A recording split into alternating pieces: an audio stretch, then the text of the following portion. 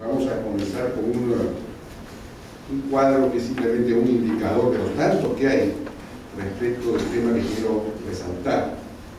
Este es un cuadro extraído del libro de Yasher Mount sobre democracia y capitalismo, democracia y populismo, que muestra cómo el voto por los partidos anti-establishment o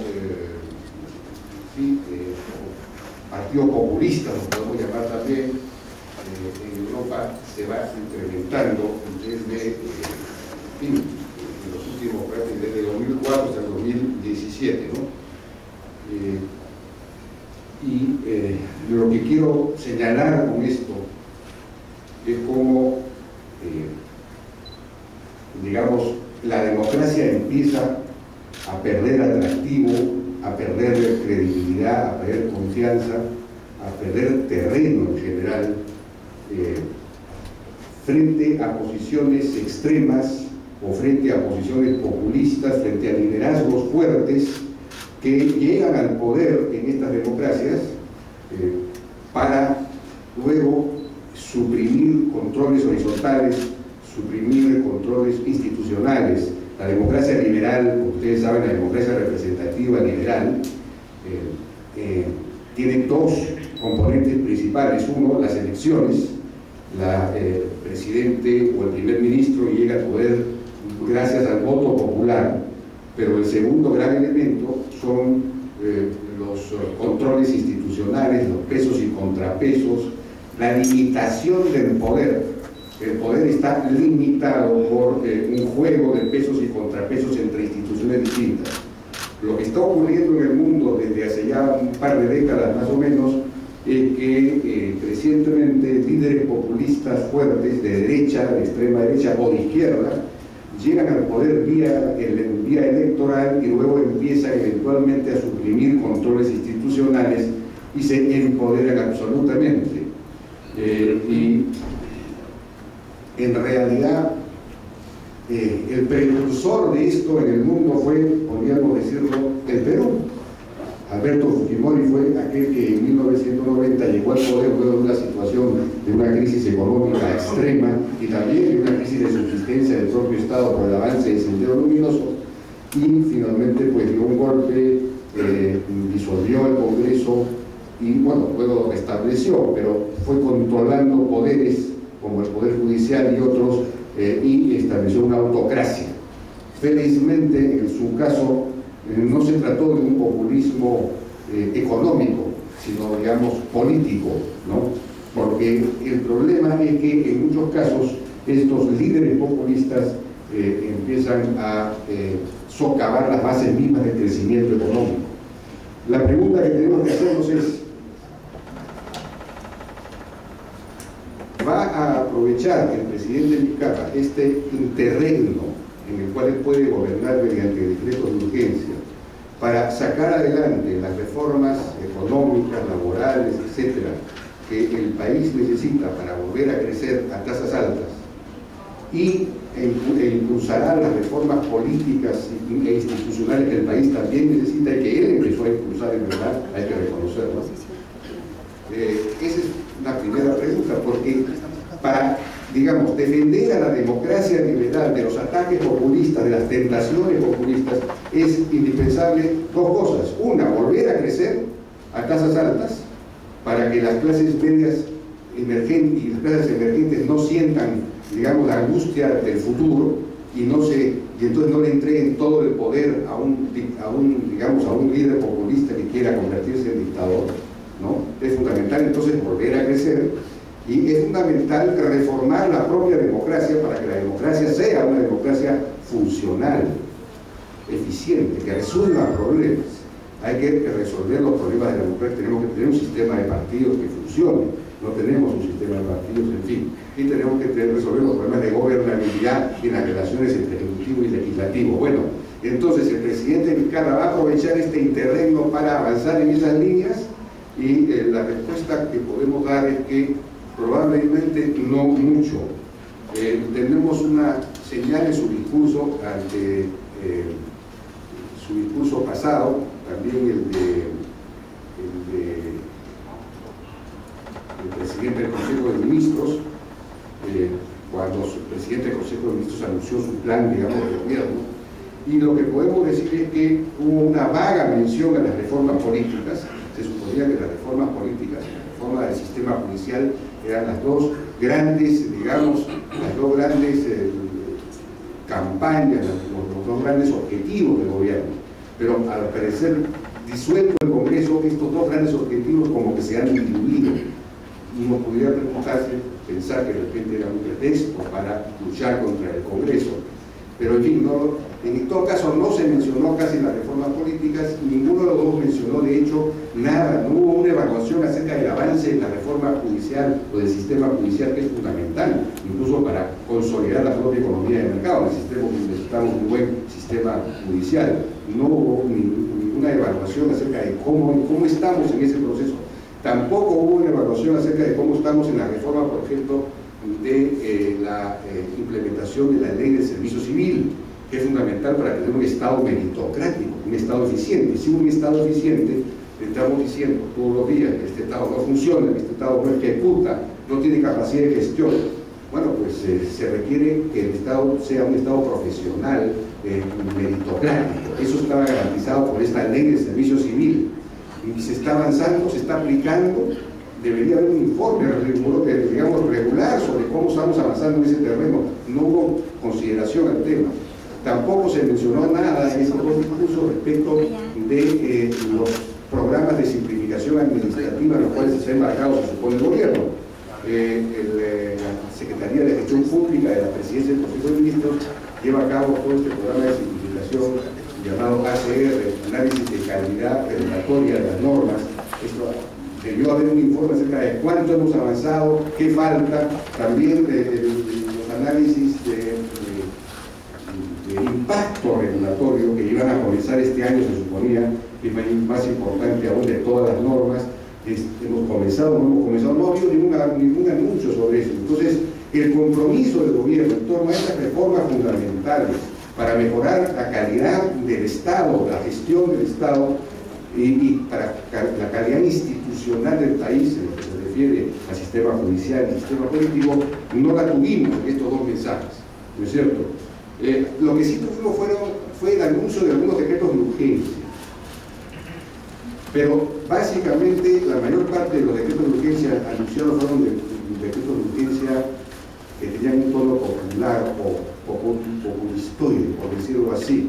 Por ejemplo, el primero que se mencionó fue, por supuesto, el de establecer una metodología para subir la remuneración mínima vital, el salario mínimo, que si existiera una buena metodología, eso sería en realidad una buena medida, pero ya el propio presidente del Banco Central de Reserva dijo que cuestionó de alguna manera la calidad de las fórmulas que se estaban planteando. Creo que no necesariamente eran las mejores, algo así dijo. Luego anunció un aumento del salario mínimo vital en el primer trimestre del próximo año, sin que sepamos que se haya incrementado la productividad de la economía como para sustentar eso. O sea que fue un anuncio pues, de carácter populistoide, por decirlo así. Luego el presidente también anunció esta ley, este decreto de urgencia sobre que ya se publicó, además, me parece que todavía no se ha publicado. No, ya se publicó sobre los medicamentos genéricos, ¿no es cierto? Para obligar a las farmacias, a las cadenas de farmacias a tener un stock determinado de un cierto número de medicamentos genéricos, que como se ha dicho varias veces, esto en realidad va a perjudicar a todas las pequeñas boticas y farmacias que no están aglutinadas en torno a esta gran cadena que es Incafarma, ¿no es cierto? Pero lo que sí es verdad, sin embargo, es que en ese decreto de urgencia se establece que el Estado creará, digamos, implementará un operador logístico central que compre y pague los medicamentos y los distribuya. Porque el gran problema que hay es, y la objeción a este decreto de urgencia cuando fue planteado es, oiga señor, usted quiere obligar a las farmacias a tener medicamentos genéricos, está muy bien eso, pero el principal problema está en el Estado, en los establecimientos del Estado, que no tienen los medicamentos, y el 90% de los peruanos va a estos establecimientos del Estado y no encuentra un 60% o un 50% de los que van, no encuentran todos los medicamentos que les recetan. Entonces, eso comienza usted por ahí, comience por casa. arregle su problema interno, porque dinero hay, el problema es que hay corrupción, hay ineficiencia. Entonces, esto aparentemente va a ser abordado, según este decreto de urgencia, reforzando el SENARES, que es este operador logístico central, que va ahora sí a comprar, aspiran a comprar todos los medicamentos y a distribuirlos, digamos, directamente. En fin, no sé cómo va a funcionar eso, ojalá funcione bien, porque si es una entidad del Estado, de repente no funciona bien. El otro decreto de urgencia mencionado fue el de la incorporación de 4 millones de personas al CISA, Seguro Integral de Salud. ¿No es cierto? Son los 4 millones de peruanos que todavía no están en ningún seguro. Pero el CIS tiene problemas de funcionamiento, tiene problemas de financiamiento, tiene problemas de corrupción, tiene problemas de desorganización. Entonces, ¿cómo se va a incorporar a 4 millones de personas más sin que se haya hecho antes una reforma en el CIS? Esa es una pregunta que habría que hacer. Ahora, es cierto que mediante el decreto supremo van a sacar un programa que se llama el modelo de cuidado integral. El modelo de cuidado integral para reforzar el sistema de redes de salud, el primer nivel de atención, la atención primaria de la salud, y en fin, cosas como la telemedicina, las historias clínicas electrónicas, sistemas de referencia, en fin. Se supone que con esto van a modernizar el sistema de salud, para lo cual cuentan con un préstamo de 300 millones de dólares del Banco Mundial y del BID. Pero este préstamo de 300 millones, es 1.000 millones de soles, son para un piloto. Yo diría, es un piloto tan caro, ¿no? Un piloto que incluye Lima, que la verdad que Lima es una proporción importante del país, es verdad. Pero incluye Lima, incluye, me parece, Lambayeque, y alguna región más, San Martín, pero eso son 3 o 4 regiones nada más, incluyendo Lima, es cierto. 300 millones de dólares para implementar todo este nuevo sistema de salud. Bueno, vamos a ver, ojalá que funcione bien. De hecho, tiene algunos elementos centrales, como este operador logístico central, este sistema de laboratorios centrales, la telemedicina, las historias clínicas, que eso sí es para todo el país, en fin. Eso sé que de repente tenemos un avance interesante por ese lado, ojalá. Luego se anunció también el decreto de urgencia para controlar las fusiones, las adquisiciones y fusiones, que al decir de algunos economistas es algo que es innecesario porque podría ser contraproducente en una economía en la que se supone que los mercados son abiertos y el asunto es que no haya barreras de entradas a los mercados. También anunció algunos decretos de urgencia, a mi juicio, positivos, esto sí, como por ejemplo uno presentado por la Contraloría para reiniciar un conjunto de obras que están paralizados por todos los problemas de la lucha contra la corrupción. Hay otro decreto de urgencia para transformar digitalmente el Estado. Hay un programa de digitalización del Estado, de gobierno digital, que está avanzando de manera interesante. Luego se ha anunciado también un proyecto para agilizar los proyectos, un decreto de urgencia para agilizar los proyectos del Plan Nacional de Infraestructura, ¿no? Para agilizarlos, poder sacarlos más rápidamente, a resolver los problemas de interferencia, de liberación de terrenos, etc. No sabemos exactamente en qué va a consistir. Luego la ministra de Economía ha comentado en algún momento, en alguna entrevista, que están evaluando poder sacar mediante decreto de urgencia 8 de las propuestas o proyectos de ley que están contenidos en el Plan Nacional de Competitividad. Pero están evaluando si lo pueden hacer o no por decreto de urgencia. En realidad sí podrían hacerlo por decreto de urgencia, es una cuestión de decisión política. Ahí está, por ejemplo, el régimen único tributario para las MIPES o MIPYMES, esta eliminación del RES, del RUC, del RUS, del RER, del MIPYME tributario, etcétera, y crear una sola escala gradual y progresiva para no sentir los choques, los saltos, digamos, cuando se pasa de un régimen a otro, y entonces favorecer el crecimiento de las empresas y su formalización. Sería un buenísimo proyecto si esto realmente se aplicara.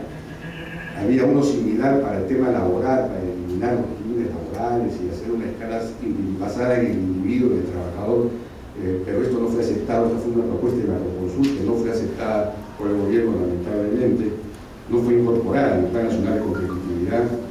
Están hablando de una ley de teletrabajo y modalidades informativas, que es lo único que hay en términos de reforma laboral, la ley esta de teletrabajo y modalidades informativas. Más allá no se han atrevido a ir. Una ley de fondos MIPYME, una ley de leasing, una ley de fintech o crowdfunding, ley de incentivo tributario para inversión y desarrollo, etcétera, son las que sacarían por decreto de urgencia, si es que terminan de elaborar los decretos de urgencia, además. Pero por supuesto están fuera del radar un conjunto de reformas económicas importantes, como las reformas legales de fondo realmente, una nueva ley de contrataciones, porque si quieren ir a aplicar sistemas como PMO, contratos NEC y otros en el Plan Nacional de Competitividad y el Plan Nacional de Infraestructura, si quieren modernizar la ejecución de la inversión pública y público-privada, necesitarían modificar radicalmente la ley de contrataciones, pasar la ley de contrataciones completamente distinta, muy parecida más bien a la inglesa, pero eso no se está planteando. No se está planteando nada en relación a la reforma del canon, el régimen laboral único que mencionaba, el sistema de propiedad, que necesita también una reforma, en fin. Esto en lo que se refiere a si el gobierno va a avanzar o no en las reformas económicas, laborales, pero también está la gestión de la inversión privada importante, como por ejemplo la inversión minera. Es importantísimo que haya mucha inversión, mucho más inversión minera en el Perú para crecer a tasas mucho más altas. La minería es el gran motor, en realidad, del crecimiento nacional y de los ingresos públicos. En el tema de la minería, las señales son mixtas. Por un lado, ni el presidente ni el premier hablaron en sus discursos de la nueva ley de minería. Es una especie de espada de Damocles que existe sobre el sector minero, aunque no se sabe cómo saldría. Hay una comisión que se ha formado, no hay ningún representante del sector del empresariado minero, pero en fin, no sabemos cómo va a salir eso, pero no se mencionó.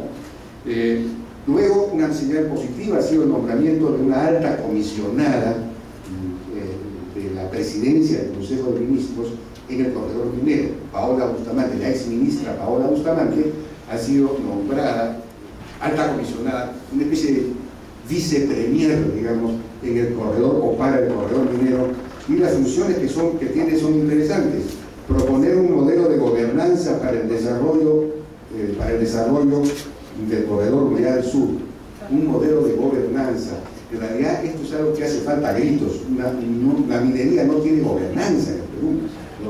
Las regiones mineras no hay ningún tipo de, digamos, es increíble que precisamente el premier no tenga un representante en las regiones mineras que articule al Estado, que articule, en fin, que pueda llevar adelante programas de desarrollo y todo lo demás, ¿no? Que prevenga conflictos. Aparentemente ella va a proponer esto, de hecho su mismo nombramiento tiene esa función, ¿no? Porque la otra función que está proponiendo es coordinar la acción intersectorial y multinivel del Estado en articulación con la sociedad civil y el sector privado. La idea es coordinar la acción intersectorial y entre los niveles de gobierno. Eso va a ser, eso es muy importante, y monitorear el cumplimiento de los acuerdos y compromisos. También muy importante porque hay como 1.200 o 1.300 compromisos que se han firmado, el Estado ha firmado en estas mesas de diálogo, y no se han cumplido. Y esa es causa de más conflictos. Es un círculo vicioso, ¿no es cierto? Entre lo negativo es que, tía María, pues se ha dicho que no sale si es que no hay consenso. Y consenso nunca va a haber ahí porque siempre habrá un pequeño grupo radical que se oponga, ¿no? Entonces ahí se requiere un trabajo político que no estamos viendo, ¿no? Un trabajo político, una convicción mucho mayor. El Estado debería decir: este proyecto es bueno, este proyecto no es ambiental, es ambientalmente inocuo, garantizamos eso, y ofrecemos este plan de desarrollo para toda la provincia y convocamos al diálogo. En fin, debería manejar la cosa y no lo está haciendo. El Congreso va a ser un Congreso fraccionado, como vamos a ver. Entonces la pregunta es si el Congreso va a tener la capacidad de consensuar una agenda de Congreso complementario, ¿no? Una agenda de reformas políticas, las reformas políticas pendientes, y de reformas económicas, las que el gobierno no haya querido aplicar. Las reformas políticas pendientes son muy importantes porque son las que tienen que ver con la gobernabilidad. No solamente están hablando del restablecimiento de la bicameralidad, bien, lo único que quieren hablar es del restablecimiento de la bicameralidad y de eliminar la inmunidad parlamentaria. Pero hay un par de proyectos de ley, por lo menos planteados por la Comisión Tuesta, que son muy importantes. Uno, que las elecciones del Congreso se hagan junto con la segunda vuelta presidencial. Esto para que el presidente tenga muchas más probabilidades de tener mayoría parlamentaria.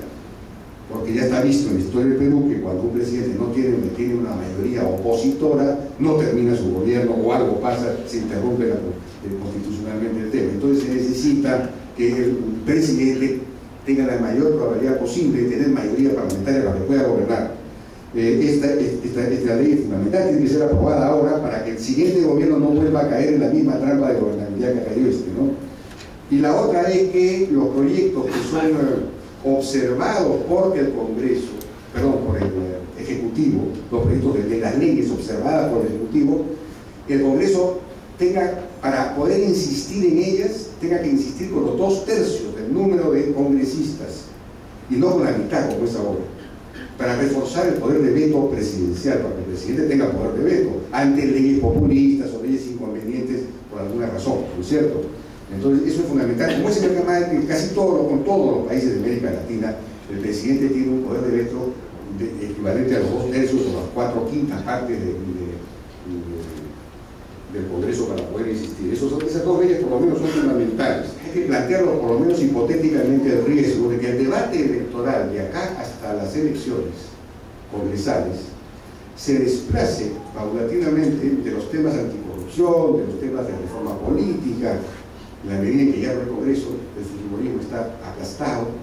En esa medida ese tema ya no deja de ser, digamos, un caballito de batalla, y se pueda desplazar la agenda de discusión política de eso al tema del modelo económico, digamos, de alguna manera alentado por el proceso de cambio constitucional que hay en Chile. Es decir, en qué medida el cambio constitucional en Chile el proceso chileno podría de alguna manera contagiar el debate político peruano y que esto termine influyendo en lo que pueda hacer el siguiente Congreso complementario. Entonces, la mayor parte de los chilenos tienen que pagar impuestos y en muchos casos tienen que hacer pagos por servicios sociales como salud, AFP, etc. En cambio, en el Perú la mayor parte de las personas no pagan impuestos, o pagan impuestos porque están en la informalidad o no tienen que hacer estos pagos, por ejemplo, a la seguridad social, etc., sino que, por ejemplo, tienen el SIS, que de hecho sea de paso funciona mejor que salud.